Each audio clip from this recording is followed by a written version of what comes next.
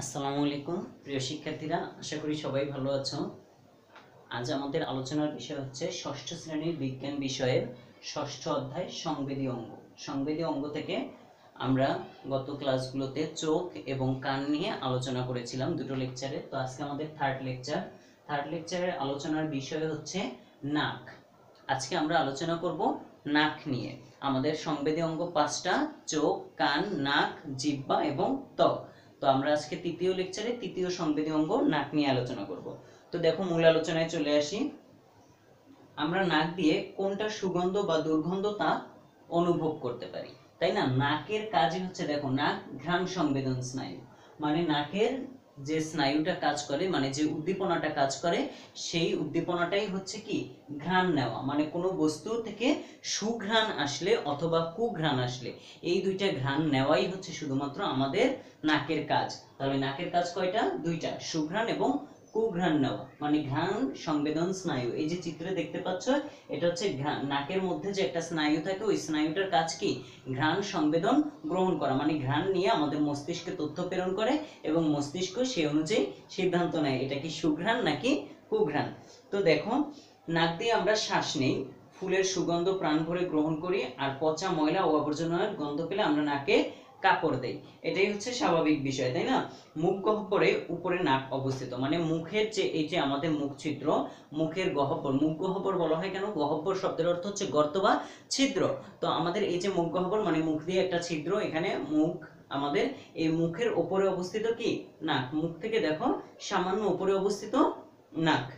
তো এই যে মুখ, মুখের পর হচ্ছে ঠোঁট, এখানে কি ছেলেদের দাড়ি গোঁফ গজায় এই জায়গাটা, তাই না? তোমাদের তো এখনো ক্লাস 6-এ দাড়ি গোঁফ ওইভাবে গজায়নি। তো বড় হও, বড় ক্লাসে উঠলে এখানে নাকের নিচে একটু একটু পশম জাগবে, মানে দাড়ি গোঁফ গজাবে। তো দেন এরপরে দেখো যে নাকটা অবস্থিত, এর দুইটা অংশ। নাকের কয়টি অংশ? নাকের দুটি।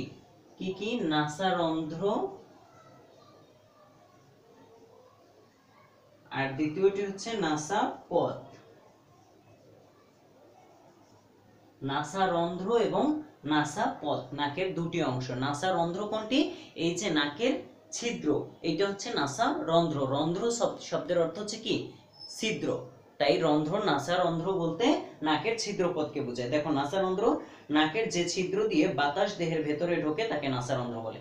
মানে নাকের এই যে উপরে যে দুইটা ছিদ্র দেখতে পাচ্ছ আমাদের নাকে, এই ছিদ্র দুটাই হচ্ছে নাসারন্ধ্র। মানে এই ছিদ্রপথ দিয়ে কি করি আমরা? বিভিন্ন বাতাস ঢোকে বলতে কি আমরা অক্সিজেন গ্রহণ করি এবং কার্বন ডাই অক্সাইড ত্যাগ করি। একটা ছিদ্র দিয়ে কি হয়?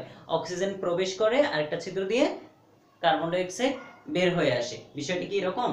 নো, বিষয়টা হচ্ছে আমাদের উভয় ছিদ্র দিয়েই নিঃশ্বাস নিতে পারবে এবং নিঃশ্বাস প্রশ্বাসটা এরকমই, মানে নাক দিয়েই নিঃশ্বাস প্রশ্বাসটা নেওয়া হয়। নিঃশ্বাস মানে কি কার্বন ডাই অক্সাইড ত্যাগ করা, আর প্রশ্বাস মানে অক্সিজেন গ্রহণ করা।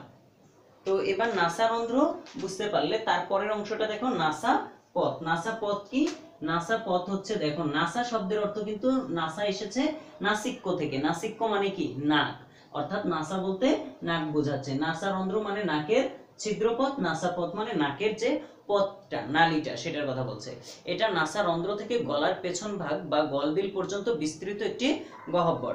নাসারন্ধ্র থেকে মানে এই যে ছিদ্রপথটা, এই ছিদ্রপথ থেকে শুরু করে এই যে এখান থেকে গিয়ে এটা আমাদের গলার এই যে পেছন ভাগ, মানে গলার একবারে পেছনের অংশ, পেছনের অংশে গলবিল পর্যন্ত এটা বিস্তৃত। গলবিল মানে গলার পেছনের অংশ পর্যন্ত এটা বিস্তৃত একটা গহ্বর। মানে টোটাল জায়গাটা একটা ফাঁকা গর্তের মতো। নাকের ভেতরে যে জায়গাটা, এটা একটা সরু পথের মতো।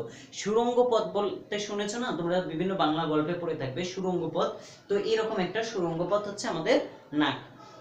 তো নাসাপথটা, এবার দেখো এই গহ্বরটি ত্রিকোণাকার। মানে নাকের যে গহ্বরটা এটা ত্রিকোণাকার, মানে ত্রিভুজ যেরকম আকৃতির হয় না, তিনটা কোণা থাকে ত্রিভুজে, এইরকম ত্রিকোণাকার হচ্ছে নাসাপথ। মানে তিনটা কৌণিক থাকবে, তিনটা কোণা থাকবে। তো তারপরে হচ্ছে দেখো, পাতলা প্রাচীর দিয়ে গহ্বরটি দুই ভাগে বিভক্ত থাকে। কারণ এই যে দেখো আমাদের নাকের দুই সাইডে দুইটা ছিদ্র, তার মাঝখানে যে অংশটা, এটা হচ্ছে পাতলা একটা প্রাচীর। এই পাতলা প্রাচীরটার কথা বলা হয়েছে। এই প্রাচীরটা দিয়ে নাকটা দুইটা অংশে বিভক্ত হয়ে যায়। এর সামনের ভাগ লোম দ্বারা আবৃত থাকে। নাকের সামনের ভাগ লোম দ্বারা আবৃত বলতে নাকের ভেতরে কিছু পশম হয়। এটা একটা নির্দিষ্ট বয়সের পর নাকের ভিতরে পশম থাকে। ছোট বয়স থাকে কিন্তু খুব ছোট ছোট থাকে বিধায় অনুভব করা যায় না বা বোঝা যায় খুব কম, কিন্তু যত তুমি বড় হতে থাকবে তোমার নাকের ভিতরের পশমগুলোও বড় হতে থাকবে, আবার নাকের নিচেও পশম হবে, দাড়ি গজাবে, তাই না?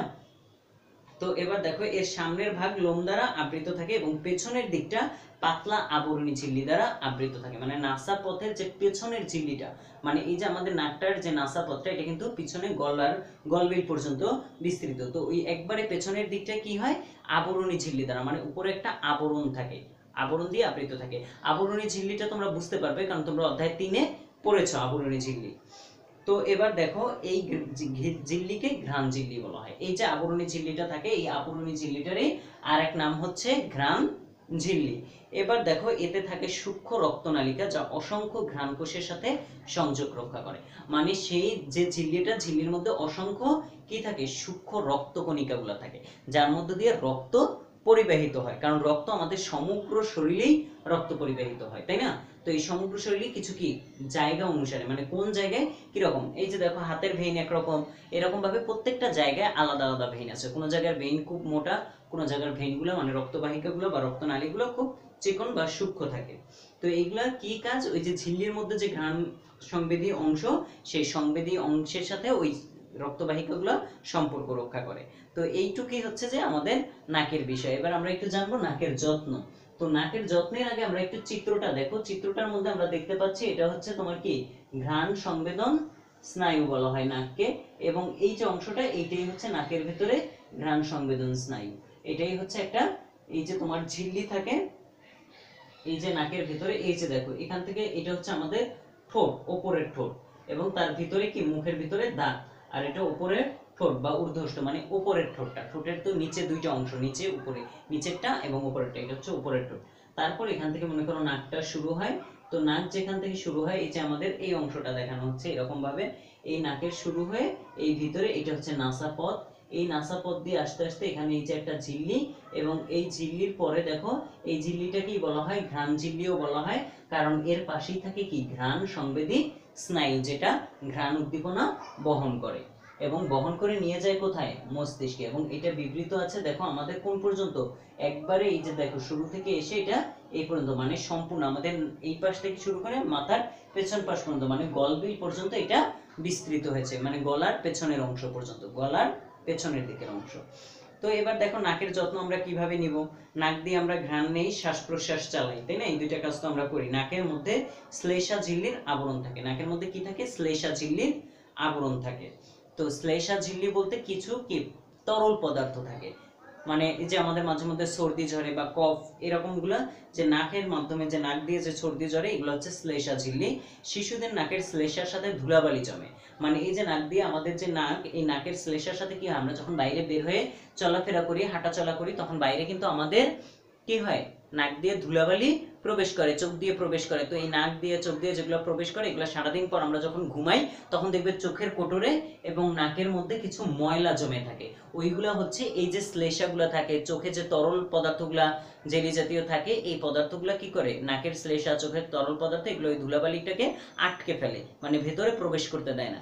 এবং পরবর্তীতে এগুলা কি হয়, ময়লা হয়ে মানে জমাট বেঁধে কিনারায় চলে আসে, চোখেরটা কিনারায় আসে, নাকেরটাও এক জায়গায় শক্ত হয়ে থাকে, যেটা আমরা কি নাকের ময়লা হিসেবে বের করে আনি বা চোখ দিয়ে পরিষ্কার করে ফেলি, এরকম।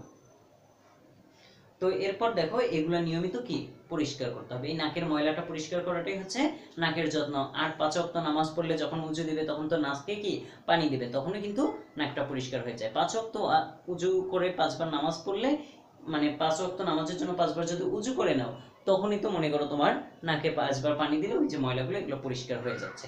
তাহলে নামাজ পড়ার সওয়াব হচ্ছে, এদিকে তোমার কি উজুর সওয়াব হচ্ছে, অপরদিকে তোমার নাকটাও পরিষ্কার থাকতেছে, ভালো থাকতেছে, তাই না? তো এই পর্যন্তই হচ্ছে নাক নিয়ে আমাদের আলোচনার বিষয় ছিল। তো আশা করি বুঝতে পেরেছো। যদি তোমাদের কোনো সমস্যা থাকে তোমরা কমেন্ট বক্সে আমাকে জানাতে পারো। এবং এই পর্যন্তই তোমাদের আজকের আলোচনা। সবাই সুস্থ থাকো, ভালো থাকো। আসসালামু আলাইকুম।